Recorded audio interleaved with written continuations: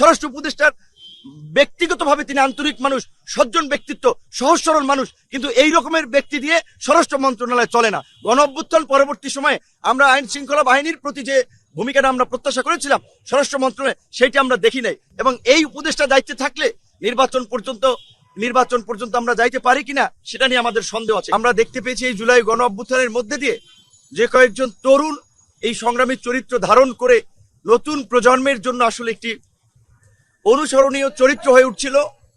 হাদি তার মধ্যে অন্যতম। তার এই অসুস্থ হওয়ায়, তার এই আহত হওয়ায় গোটা দেশের তরুণ থেকে প্রবীণ সকল মানুষকে মর্মাহত করেছে। আপনারা দেখেছেন যে এর আগে চট্টগ্রামে একজন সংসদ সদস্য প্রার্থী তিনি গুলিবিদ্ধ হয়েছিলেন। সেই ঘটনায় এখন পর্যন্ত কিন্তু ওইভাবে আসলে কারো বিরুদ্ধে ব্যবস্থা নেওয়া হয় নাই। এমনকি গত 29শে অগস্ট আলরাজি কমপ্লেক্সে, সেখানেও চতুর্দিকে সিসি ক্যামেরা বেষ্টিত এলাকা, মিডিয়ার সামনে আমি আমার সহকর্মীর আক্রান্ত হয়েছিলাম কতিপয় পুলিশ এবং কতিপয় সেনা সদস্য দ্বারা। লোক দেখানোর একটা তদন্ত কমিটি হয়েছিল 60-30 কর্মদিবসের টাইম দিয়ে, এখন পর্যন্ত এই তদন্ত কমিশন আলোর মুখ দেখে নাই। যদি এই অতীতের ঘটনাগুলোতে যদি সরকার একটা শক্ত ভূমিকা নিত, আজকে এই ধরনের হয়তো ঘটনার পুনরাবৃত্তি হতো না। আমরা যেটা বলেছি যে হাদির পরিবারকে ডেকে নিয়ে সান্ত্বনা দেওয়া হয়েছে, বলা হয়েছে তো বিচার করব, খুনিরা ধরা পড়বে। এই বয়ান শেখ হাসিনাও দিয়েছে।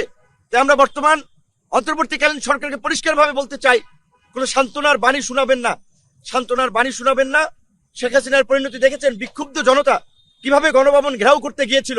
কাজে আপনারাও যদি ওই শেখ হাসিনার মতোই সান্ত্বনার বাণী শোনান, আমাদেরকে ঘুমপাড়ানি মাসি পিসির গল্প শুনিয়ে শান্ত রাখতে চান, সেটি আপনারা পারবেন না।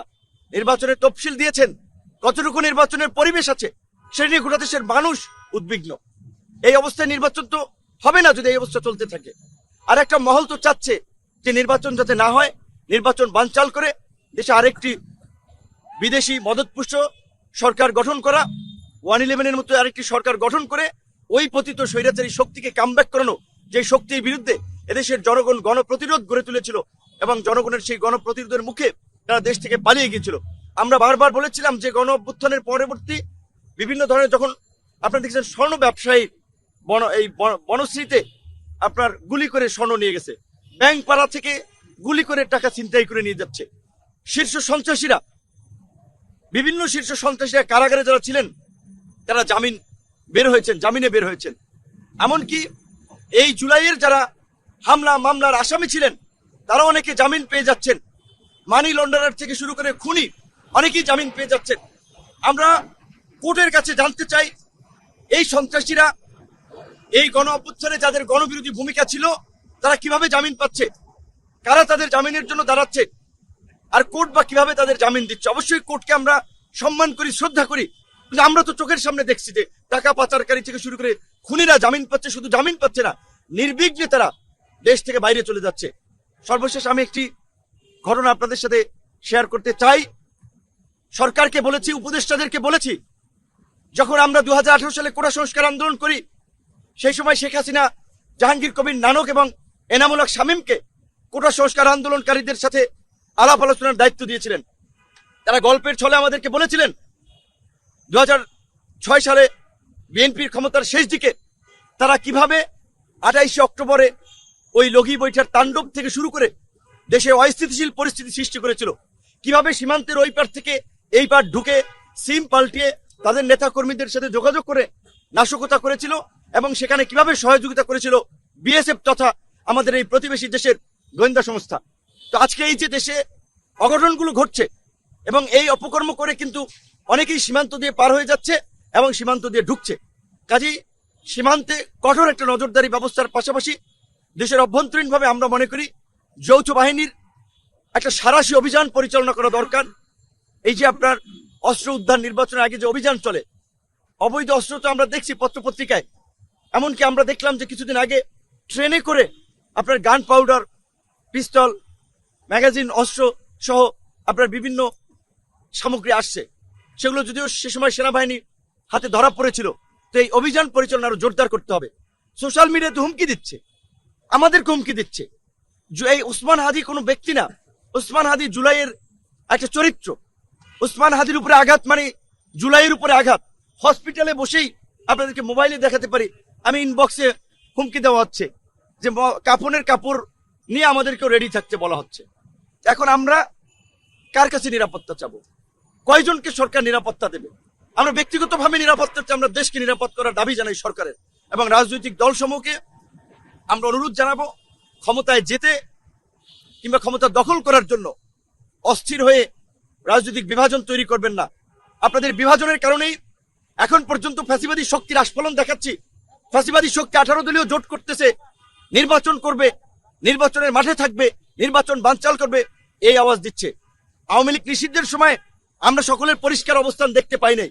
আওয়ামী লীগের বড় দোসর জাতীয় পার্টি সহ ফ্যাসিস্ট শক্তিকে নিষিদ্ধ করার প্রশ্নেও আমরা রাজনৈতিক বিভাজন দেখতে পেয়েছি, কারণ ক্ষমতার হালুয়া রুটির ভাগ বাটোয়ারা।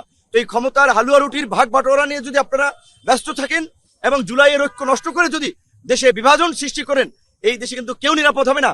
শেখ হাসিনা 75-এর পরে 96-এ 21 বছর পরে একবার ক্ষমতা এসেছিল আওয়ামী লীগ, তারপরে এসেছিল কবে? 2008 সালে। এসে কিন্তু দেখেছিলেন এই মুক্তিযুদ্ধের বিরোধিতার নামে কিভাবে একটি সাজানো বিচার ব্যবস্থার মাধ্যমে নিরীহ মানুষকে ফাঁসি দিয়েছিল, কিভাবে বিরোধী দলবিহীন বাংলাদেশে একটি একদলীয় শাসন ব্যবস্থা কায়েম করেছিল। কাজে ওই ফেসিবাদী শক্তির প্রশ্নে আমরা যেন আপোষহীন থাকি, আমরা যেন ঐক্যবদ্ধ থাকি এবং আজকের এই হাদির উপরে আঘাত, সামনে যে অবস্থা আমরা আশঙ্কা করছি আরো বিভিন্ন ধরনের আঘাত আসতে পারে। আমি বরাবর আমার এলাকায় যাই, নির্বাচনী গণসংযোগে প্রচারণায়, রাতে ঢাকায় ফিরি। গতকালকে কিন্তু আমি আর সাহস পাচ্ছিলাম না যে রাতে ফিরবো। আমি সকালবেলা এসেছি, আমার এলাকায় ছিলাম। তো এই অবস্থা আমরা যারা এই জুলাই গণ অভ্যুত্থান থেকে ফেসিবাদী শক্তির পতনের জন্য আন্দোলন সংগ্রাম করেছিলাম, আমরা কিন্তু আজকে সবচেয়ে বেশি অনিরাপদ, আমরাই সবচেয়ে বেশি হুমকির মুখে। যারা জুলাইয়ের ধারে কাছেও ছিলেন না, তারা তো উপদেষ্টা হয়ে ফ্ল্যাগ লাগিয়ে প্রোটোকল নিয়ে ঘুরে বেড়াচ্ছেন, আমাদের কথা তারা ভাবছেন না। এমনকি এই সরকারের মধ্যেও অতীত ফেসিবাদী শক্তির দোসররা আছে, যার ফলে আজকে এই মাত্র 1-1.5 বছরে এই ফেসিবাদী শক্তি আস্ফলন দেখাচ্ছে। সোশ্যাল মিডিয়াতে তারা রাস্তায় নামবে, দেখে নিবে, জুলাই ভরে দিবে, জুলাই বিনাশ করবে, এই সমস্ত হুমকি দিচ্ছে। কাজে আমি বিনীত অনুরোধ থাকবে সকল রাজনৈতিক দল মতের, বিশেষ করে গণ অভ্যুত্থানের অংশীজনদের প্রতি, আসুন আমরা হাদির ঘটনা অন্তত ঐক্যবদ্ধ হই, দেশবাসী সবাই দোয়া করি আল্লাহ পাক তাকে সুস্থ করুক। এবং আমাদের নাগরিকদেরও একটা দায়িত্ব এবং দায়বদ্ধতা আছে। যখন একটা মোটর বাইক গুলি করে পালাচ্ছিল, একটা পিস্তলে কয়টা তার সাথে গুলি থাকতে পারে? কয় রাউন্ড গুলি থাকবে? 2টা 4টা 6টা 8টা 10টা 8টা 10টা গুলি দিয়ে কয়টা মানুষকে মারতে পারবে? কাজে আমরাও যেন এই ধরনের ঘটনা দেখলে আমরা যেন যার যা কিছু আছে তাই নিয়ে পাকড়াও করে যেন আমরা ধরার চেষ্টা করি। যখন একটা গণপ্রতিরোধ আমরা গড়ে তুলতে পারবো, এই ধরনের ঘটনা আর কেউ ঘটাতে সাহস পাবে না। ঢাকা শহরের বাড়িওয়ালা থেকে শুরু করে আপনার সিএনজির ড্রাইভার বলেন, বাসের ড্রাইভার বলেন, চায়ের দোকানদার বলেন, আমরা যেন চোখ কান খোলা রাখি কোন জায়গায় কে কি আলোচনা করছে। যারাই এই ধরনের নাশকতা কিংবা এই ধরনের কোনো ষড়যন্ত্রমূলক আলাপ আলোচনা করছে, গণধোলাই দিয়ে থানা পুলিশকে খবর দিয়ে থানা পুলিশে দেবেন। পুলিশের পাশাপাশি প্রশাসনের পাশাপাশি আমাদের এই সময়ে জুলাইয়ে যেমনি ভাবে আমরা ঐক্যবদ্ধ হয়ে ফ্যাসিস্ট শক্তিকে পরাজিত করেছিলাম, এই সময় আমাদের একটা বড় নাগরিক দায়বদ্ধতা আছে। আমাদের সচেতনতার মাধ্যমে এই দুর্বৃত্তদেরকে প্রতিহত করতে হবে। মনে রাখবেন, একজন সন্ত্রাসী পালিয়ে যাচ্ছে, সে আরো অনেকগুলো অঘটন ঘটাবে। আর যদি আমরা ঝুঁকি নিয়েও তাদেরকে ধরতে পারি, তাহলে বাকিদের মধ্যেও একটা আতঙ্ক যাবে, মেসেজ ছড়াবে। বিশেষ করে হাদির ঘটনার সময় আমি দেখেছিলাম আমাদের দুজন, আমি সিসিটিভির ফুটেজে দেখেছিলাম দূর থেকে বোধহয় আমাদের দুজন পুলিশ সদস্যের ভাইরা গুলির শব্দ শুনে ছুটে গিয়েছিলেন, কিন্তু বেশি দূর তারা আগান নাই।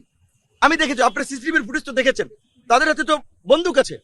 এই ধরনের ঘটনা ঘটলে তো তাদের দ্রুত আপনার যাওয়া উচিত যে কোথায় কি হচ্ছে। তো কাজে আইন শৃঙ্খলা বাহিনীর দায়িত্বে যারা আছেন তাদেরকে অবশ্যই সরকার সেইভাবে দিক নির্দেশনা দিবেন যেন তারা যে কোনো পরিস্থিতিতে একটা কঠোর ভূমিকা পালন করতে পারে, দায়িত্বশীল ভূমিকা পালন করতে পারে।